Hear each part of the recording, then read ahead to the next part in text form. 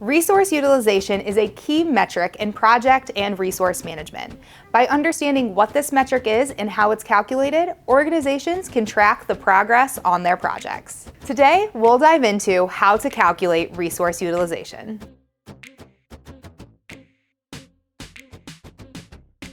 I'm Samantha Varner, Customer Success Manager with Tempest Resource, where I help hundreds of customers around the world calculate their resource utilization in seconds. Resource utilization in project and portfolio management dives into how much time your team is planned to spend and actually spends on a piece of work. To calculate this, you want to look at how much time the team or person is expected to work on the project and how much time they have to give. The formula for resource utilization is planned or actual hours divided by capacity hours. For example, in the month of March, if a person is planned to work 152 hours and they have 184 hours available to work that month, their resource utilization is 0.826 or 82.6%. You can calculate this for both a person or a team.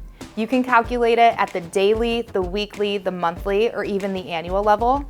And probably the most impactful, you can calculate it for what is planned or expected for them to work and what is actually worked if you're tracking time. When you have this data point, you can make an educated decision both on the portfolio's progress and the team's workload. If you're ready to get started with resource utilization, we recommend trying out Tempest Resource. Learn more at ProSymmetry.com.